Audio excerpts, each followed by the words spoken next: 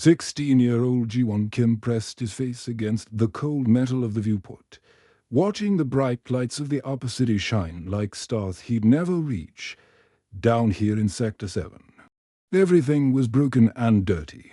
The air machines coughed and wheezed, making scary shadows dance across the tiny homes where poor families like his lived on food stamps and hope. The smell of burnt electronics and recycled air filled his nose as he walked through the narrow corridors. Workers in dirty coveralls hurried past him, their faces tired and sad.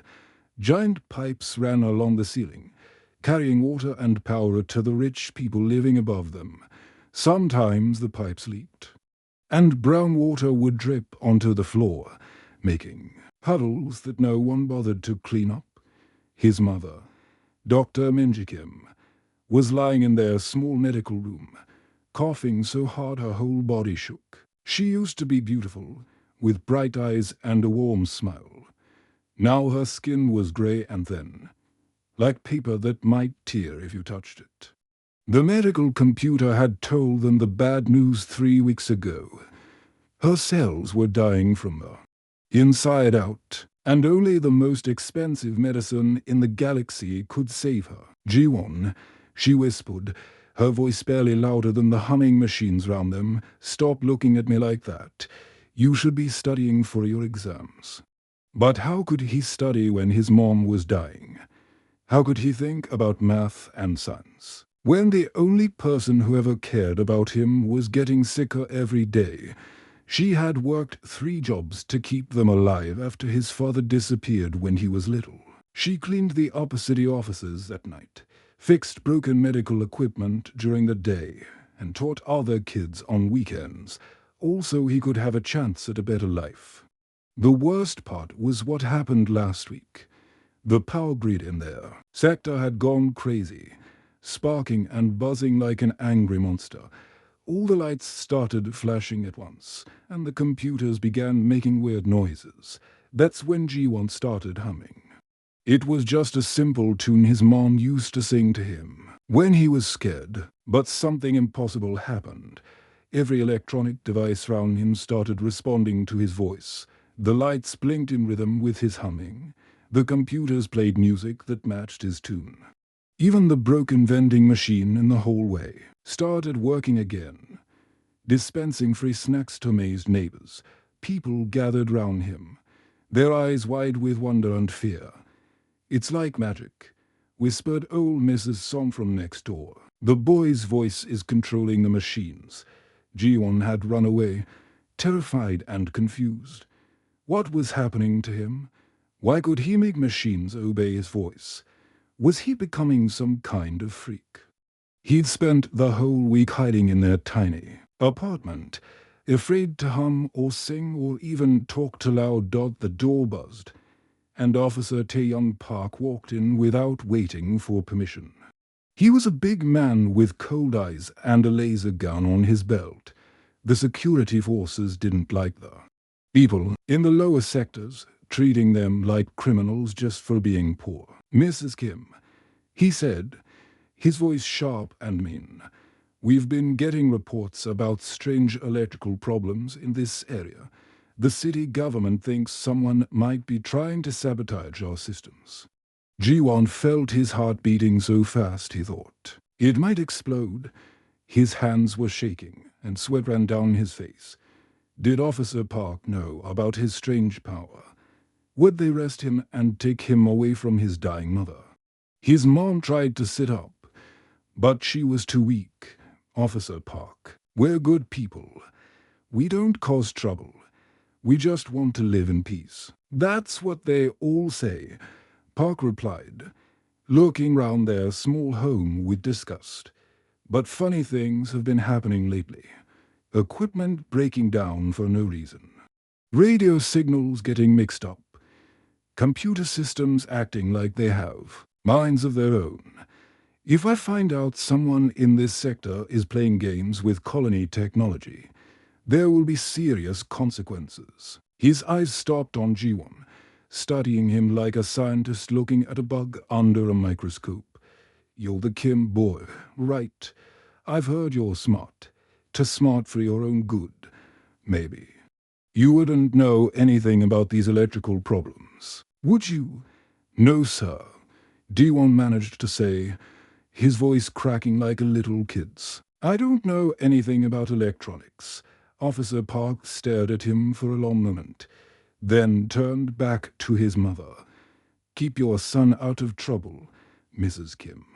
The colony doesn't have patience for troublemakers, especially ones from lower sectors. After he left, G1 sat in the darkness, listening to his mother's difficult breathing. That's when he remembered the stories he'd heard from traders and spaceship crews who passed through TH. E-Colony. They talked about something called the Galactic Talent Conference, a huge competition that happened every 5 years. Beings from every corner of the galaxy would come to show off their special abilities, competing for prizes that could buy entire planets. The winner got advanced medical technology worth millions of credits. Medicine that could cure any disease, even the one that was killing his mother. D1 looked at his mom's pale face in the dim light. She had given up everything for him. Now it was his turn to save her. Mom, he said quietly, taking her thin. And in his, I'm going to save you, I promise.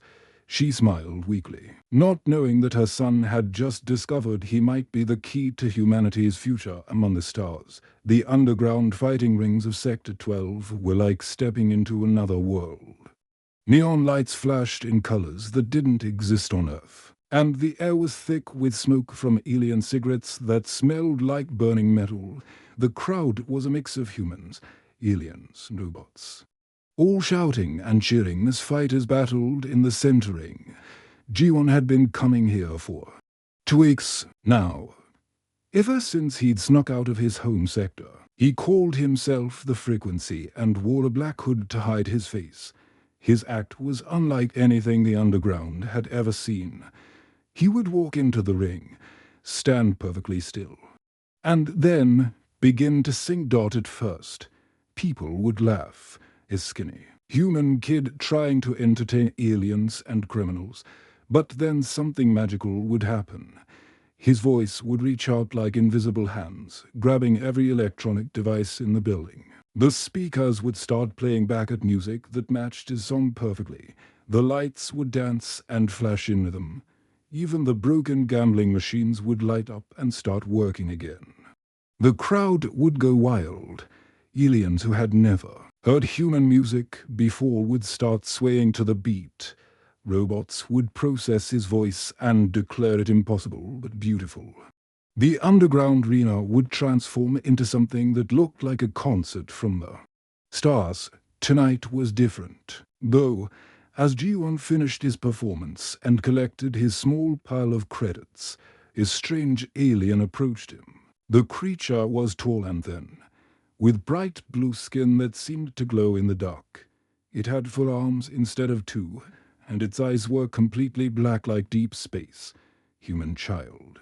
The alien said in a voice that sounded like wind chimes, "My name is Kex. I'm what you call a trader. But I deal in more than just goods. I collect rare talents for very wealthy clients across the galaxy." G1 stepped back, clutching his earnings. "I'm not for sale." Kex's forearms moved in a gesture that might have been laughter. "Everyone is for sale. Little human, your abilities are most unusual. I have clients who would pay millions of credits for a voice that can control technology. Think about it. You could buy medicine for your sick mother, a new home, anything you want. How do you know about my mother?" G1's voice was sharp with fear and anger. "I know many things," Kex replied smoothly. "I know you sneak out every night to perform here. I know you're saving money for something big. I know you're desperate. My employers could solve all your problems." The way Kex said employers made G1's skin crawl.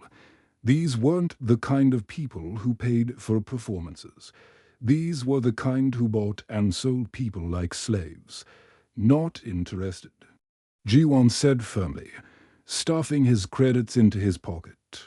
I need to get into the Galactic Talent Concordance the legal way. I'm not getting involved with criminals. Kex's friendly expression vanished like a light being switched off. Pity, he said, his voice now cold as ice. Then perhaps we take your abilities anyway. Suddenly, 3 massive figures stepped out of the shadows. They were Brutarians, aliens, that looked like walking mountains made of rock and metal. Their skin was grey and hard like armor, and their eyes glowed red in the darkness. Each one was twice as tall as G1 and probably weighed as much as a small spaceship. Collector, boy, Kex ordered. Be careful not to damage his throat. That's the valuable part. The Brutarians moved forward, their heavy footsteps making the ground shake. G1 backed against the wall, his heart pounding so hard he could hear it in his ears. There was nowhere to run. The crowd had disappeared the moment they saw the enforcers. Nobody wanted to get involved with Kex's business. One of the Brutarians reached for him with a hand the size of a dinner plate.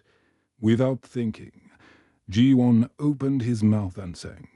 But this wasn't a gentle melody like his performances. This was a purer, powerful tone that cut through the air like a laser beam. Every electronic device in the district responded at once. The lights didn't just flash, they exploded in showers of sparks. The speaker screamed with feedback so loud it hurt to hear. The Brutarians stumbled backward, their cybernetic implants sparking and smoking. One of them fell to his knees, clutching his head as his artificial brain circuits overloaded. Emergency alarms started wailing throughout the sector. The neon signs flickered and died. Even the elevators stopped working as G1's voice sent electromagnetic pulses through every circuit in the building. In the chaos, G1 ran. He sprinted through the dark corridors as aliens and humans panicked round him. Behind him, he could hear Kex shouting orders in his alien language, but the Brutarians were too confused to chase him effectively. He made it to the spaceport just as colony security vehicles were racing toward the underground district. The main terminal was busy with travelers from dozens of worlds, all trying to catch flights to different planets. G1 ran to the registration desk, where a middle-aged human in a pilot's uniform was filling out paperwork. Captain Sun Woolley. The man's name tag read. His ship was called the Star's Edge, and it looked like it had seen better days. Captain Lee, G1 said, breathing hard from running. I need passage to the Galactic Talent Concordance. How much? Lee looked up from his papers, studying G1's face. You're the kid who caused that electromagnetic storm just now, aren't you? Half the sector's power grid is offline. The security forces are going crazy trying to figure out what happened. G1's blood ran cold. I don't know what you're talking about, kid. I've been flying spaceships for 20 years. I know what an electromagnetic pulse looks like, and I know what desperation looks like too. Lee leaned back in his chair. You want to get to the Concordance. That's a long trip, and it's not cheap. Plus, you know who judges that competition? No, G1 said. Though he had a terrible feeling he was about to find out. Admiral Hyun-woo, Kim of the Terran Defense Force. He's the most decorated human in the galaxy, and he doesn't suffer fools. He's also known for being completely ruthless when it comes to maintaining order. If you're planning to cause trouble at the Concordance, he'll shut you down before you can blink. G1 felt like he'd been hit by a meteor. Kim, the same last name as his mother, the same last name as the father who had abandoned them when G1 was just 3 years old. I don't care. He lied, placing every credit he'd saved on the counter. I have to get there. Captain Lee looked at the small pile of money, then at G1's determined face. Kid, this isn't even enough for a meal on most flights. But I'll tell you what, I've got a feeling about you. Something tells me you're going to change everything. The Confidence Arena was the most incredible thing Ji-won had ever seen. It floated in the empty space between three giant stars, looking like a massive diamond made of pure crystal. The structure was so huge that entire spaceships looked like tiny insects flying around it. Rainbow colors danced across its surface as the light from the three stars hit it from different angles. Inside the arena was even more amazing. The walls were transparent, so you could see the stars and space all around you. Gravity worked perfectly even though they were floating in the void, and the air was clean and fresh. Thousands of beings from every corner of the galaxy filled the seats, creating a sea of colors, shapes, and sizes that made Ji-won's head spin. In the competitors' waiting area, Ji-won felt like a mouse surrounded by giants. The other contestants were incredible beyond imagination. There was Velta, a being that looked like a living crystal statue. She was from a planet where the people were made of singing stone. And when she practiced, her voice could literally crack the walls of the arena. The security guards had to put special sound dampeners around her just to keep her from breaking everything.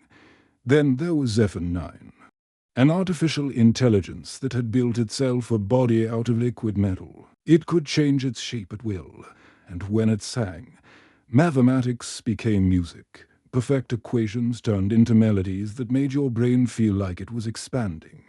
Numbers and formulas danced in the air on it like living things. The scariest competitor was Kick the Mindweaver, a spider-like creature with 8 glowing eyes and tentacles instead of arms. It came from a world where thoughts were shared between all living beings, and its talent was terrifying. When Kick performed, it could make an entire audience feel exactly what it wanted them to feel: joy, sadness, fear, love, all at the same time. Some people said that Kick could drive you insane just by looking at you. Contestant 847, the announcer's voice echoed through the arena.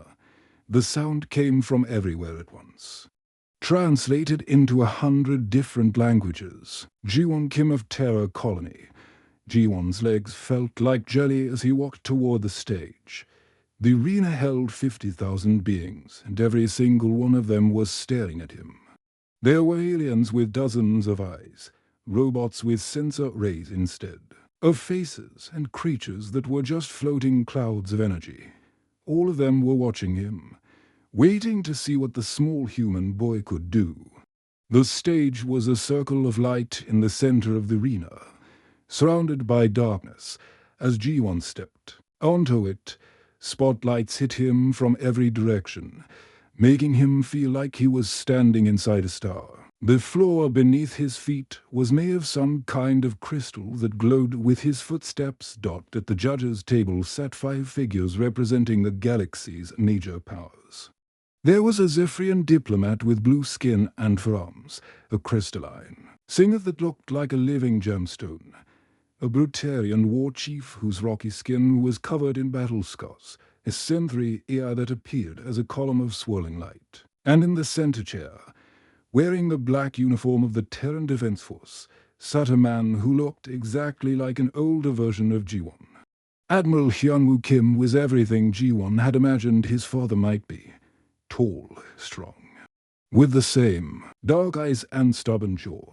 His chest was covered with medals from battles across the galaxy, and his face was hard as stone. When their eyes met, Ji-won saw a flash of recognition, then confusion, then something that might have been pain.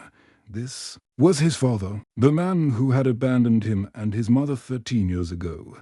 The man his mother still cried about sometimes when she thought Ji-won wasn't listening. The arena fell silent. 50,000 beings held their breath, waiting for the human boy to begin. Ji-won closed his eyes and thought about his mother lying in that tiny medical bay, getting weaker every day. He thought about all the nights she had worked extra shifts to pay for his food and clothes.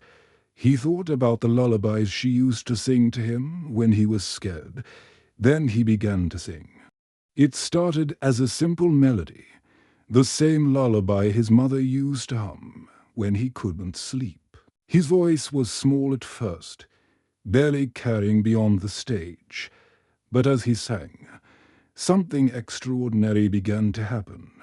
The arena's massive sound system didn't just amplify his voice, it began to respond to it. The speakers started creating harmonies that shouldn't have been possible, bass notes that made the floor vibrate, high notes that seemed to come from the stars themselves. The arena's lighting system began to pulse in rhythm with his song, creating patterns of color that danced across the crystal walls. But something even more amazing was happening. Ji-won could feel his voice reaching out beyond sound, beyond music, into something deeper. It was touching the minds and hearts of every being in the arena. The crystalline singers began to resonate with his melody, their bodies glowing brighter.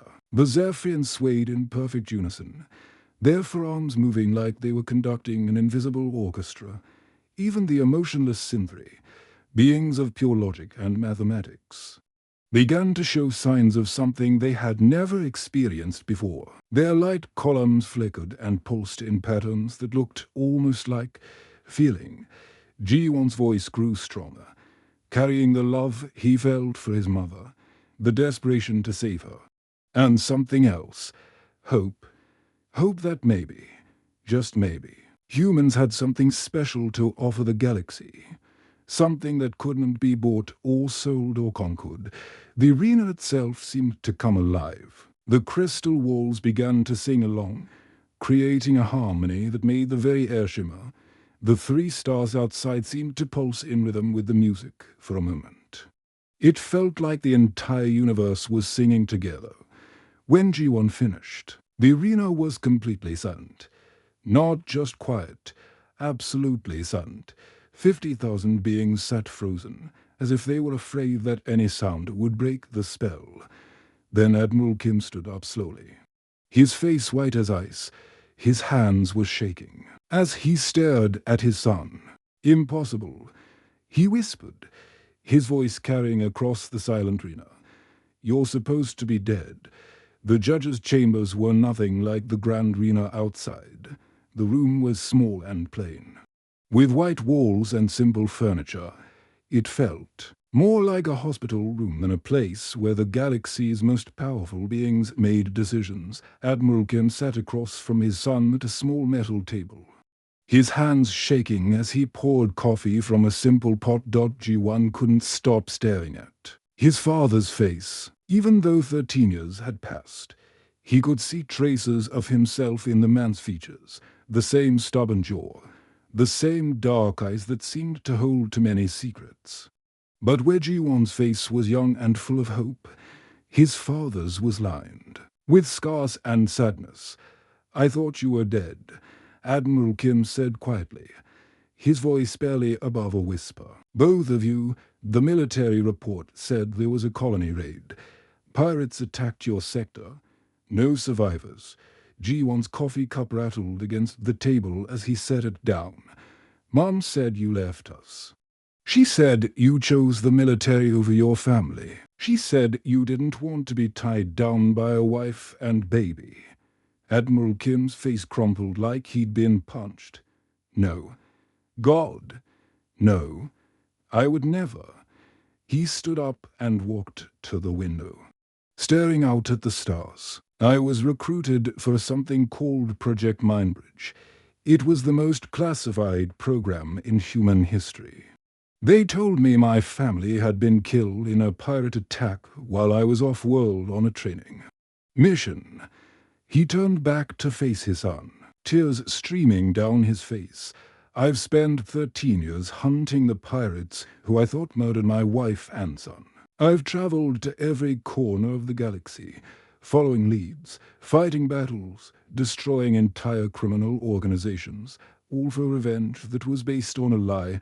Ji-won felt his anger melting away, replaced by confusion and something that might have been hope. What was Project Mindbridge? Admiral Kim activated a holographic display that filled the air between them with glowing documents and data streams. a classified program to develop human psychic warfare capabilities. The military scientists believe that humans had the potential to develop telepathic abilities that could be used in battle. They were trying to create artificial psychic soldiers. The hologram showed images of laboratories, test subjects, and brain scans. Ji-won saw humans hooked up to strange machines, their faces twisted in pain as electricity coursed through their bodies. Most of the experiments had failed horribly. You have the same abilities they were trying to create artificially, his father continued. The capacity to bridge consciousness across species barriers, but you develop them naturally, without any of their torture or experiments. Do you understand what that means? Ji-won stared at the data streams floating round him. I can make people feel what I feel. Not just people. Any sentient being. When you sang out there, you didn't just entertain the audience. You connected with them on a level that shouldn't be possible. The crystalline singers have minds that work completely, differently from humans, but they resonated with your song. The Synthri are artificial intelligences that process emotion as mathematical equations, but you made them feel something real. Suddenly, the door slid open with a soft hiss. A creature that looked like a giant snake with arms glided into the room. This was Councillor Vex of the Galactic Trade Federation, one of the most powerful beings in the galaxy. Her scales were deep purple and seemed to shift color in the light. Her eyes were bright yellow and looked like they could see right through you. Admiral Kim, she said. Her voice like silk over steel. The preliminary vote is unanimous. Your son wins the concordance. But the implications of what we witnessed today are staggering. Finished another voice. War Prime talk of the Britannian Empire had to duck to fit through the doorway. He was even bigger than the enforcers Ji-won had faced in the underground, with skin like granite and scars that told stories of 100 battles, despite his frightening appearance. His voice was surprisingly gentle. If humans can truly bridge consciousness between species, talk continued, they could end the rim wars that have been raging for 3 centuries. Different species could finally understand each other instead of fighting over resources and territory. Councillor Vex's serpentine form coiled nervously, or they could start new wars. Imagine if this ability fell into the wrong hands, a human who could control the minds of entire populations. The potential for abuse is enormous. The galaxy is watching, added a new voice. A column of swirling light entered the room. This was Judge Kether of the Synthri Collective. Our calculations show that this development could change the balance of power throughout the galaxy. Yes. Some species will welcome human mediation. Others will see it as a threat to their independence. Admiral Kim looked at his son, his face serious. The choice is yours, Ji-won. We can give you the medical prize right now. The most advanced healing technology in the galaxy. You can go home, save your mother, and live a quiet life. No one will force you to use your abilities. He paused, his eyes meeting his son's. Or you can help us change the galaxy. Use your gift to bring peace between species that have been enemies for thousands of years. But if you choose that path, your life will never be normal again. You will be the most important human in the galaxy and the most hunted. Ji-won thought about his mother, lying in that tiny medical bay, coughing up blood and trying to pretend she wasn't dying. He thought about the underground fighters who had become his friends. Struggling to survive in the shadows, he thought about all the species he'd seen in the arena, so different from each other, but all searching for the same thing, a place to belong in the universe. What about Mom? He asked. If I choose to help, what happens to her? She'll be cured, Admiral Kim promised, and she'll be safe. We'll bring her here. Give her the best medical care in the galaxy. You'll have time together. Time to be a family again. Councillor Vex leaned forward. But understand, young human, that your choice will affect billions of lives. Wars could end, or new ones could begin. The responsibility is enormous. G1 stood up, feeling older than his 16 years. Outside the window, he could see the arena where 50,000 beings were still waiting for news. Beyond that, the stars stretched out into infinity, full of worlds and species he'd never imagined. "I need to think about this," he said finally. "But first, I want to know the truth about everything. No more lies. No more secrets." Admiral Kim nodded. "You deserve that. You deserve everything I couldn't give you for 13 years. 1 year later, Dr. Minji Kim stood at the huge window of the observation deck, watching the most incredible sight in the galaxy. The Humanity's Voice was a massive space station that looked like a crystal flower floating among the stars. Her cancer was completely gone, cured by amazing Zephyrian medical technology that worked by rebuilding her cells from the inside out. She felt stronger and healthier than she had in years. Below her, in the training halls, her son was working with 30 other young humans who had discovered they had the same incredible abilities. After news of G1's victory, the confidence spread across human colonies. Children and teenagers everywhere began to manifest similar powers. It was like his performance had awakened something that had been sleeping in human DNA for thousands of years. The Andromedans and Centauri Alliance have agreed to peace talks, Admiral Kim said, walking up beside his wife. He looked different now. The hard lines of anger and grief had softened, replaced by something that looked like hope. G1's team will facilitate the negotiations next month. The Rim Wars had been raging for 3 centuries, consuming entire star systems in endless battles over resources and territory. Billions of beings had died in conflicts that seemed to have no end.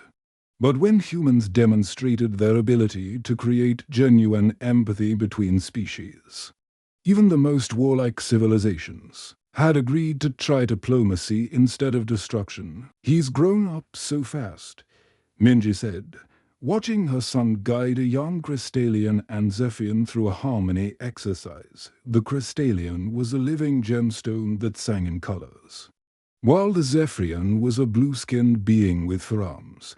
A year ago, their species had been mortal enemies. Now they were learning to harmonize together. "Sometimes I worry we're asking too much of them. They're not just ending wars," Kim replied, putting his arm round his wife. "They're showing the galaxy what humanity really is. Not the strongest or the smartest, but the most connected, the most capable of understanding others." In the training hall, G1 felt the familiar tingle as his consciousness reached out to touch those of his students. Una Park, a 17-year-old girl from Mars colony, was learning to resonate with hive mind species, aliens who shared one giant brain across millions of bodies. It was incredibly difficult, like trying to have a conversation with an entire city at once. Dorian Lee from the Jupiter stations was working with silicon-based entities, living computers that had evolved on worlds made of metal and crystal. His job was to help them experience emotion, something they had never understood before. Watching a robot cry for the first time was both beautiful and terrifying. "Today, we're going to try something new," G1 announced to his class. "We're going to attempt contact with the Void Walkers." The entire training hall fell silent. Even the alien students, who came from worlds where fear was expressed differently, showed signs of nervousness. The Void Walkers were the galaxy's greatest mystery. Ancient beings who existed in the empty spaces between stars, incomprehensible to every known species. They were older than most civilizations, and first contact had been attempted for millennia without success. Some scientists believed they were gods. Others thought they were the ghosts of a civilization that had transcended physical existence. A few crazy theories suggested they were living equations. Mathematical concepts that had somehow become conscious. "Are you sure about this?" asked Yuna, her voice shaking slightly. "Every species that's tried to contact them has either failed completely or gone insane from the attempt." Ji-won nodded, though he felt scared too. "That's because they've been trying to communicate with technology or telepathy. But the Void Walkers exist in a space between thoughts and reality. We need to reach them with something deeper than language." He stood in the center of the training hall, closed his eyes, and began to sing. But this wasn't a normal song. His voice carried across subspace frequencies. Reaching out into the vast emptiness between stars, the sound traveled faster than light, touching the edges of reality itself. For a moment, nothing happened. Then, like an echo from the beginning of time, something answered. The consciousness that touched his mind was vast and alien, older than galaxies and stranger than dreams. But underneath all that incomprehensible vastness, Ji-won sensed something familiar, something that made his heart ache with recognition. The Void Walkers were lonely. They had been alone in the darkness between stars for millions of years, watching civilizations rise and fall without ever being able to connect with them. They weren't gods or ghosts or living equations. They were simply beings who had evolved beyond physical form, trapped in a state of existence that no one else could understand, until now.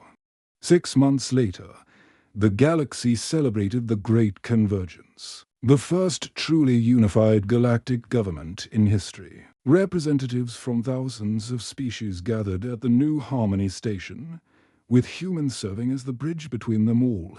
The Rim Wars ended not in conquest or destruction, but in understanding. The Void Walkers became the galaxy's memory keepers, sharing the ancient knowledge they had gathered over millions of years. The crystalline singers taught others how to make music from light itself.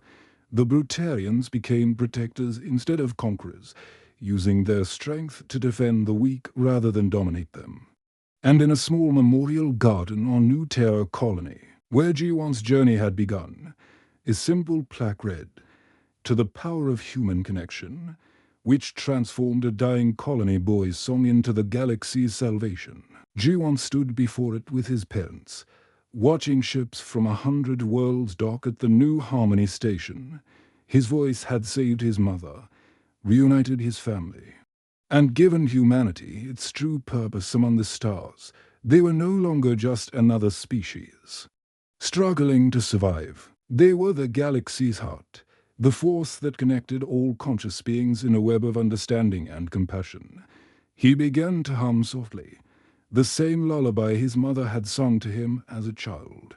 Across the galaxy, a billion voices hummed along, human, alien, artificial, and even the impossible voices of the Void Walkers singing from the spaces between stars. The universe had found its voice, and it sounded like home. The end.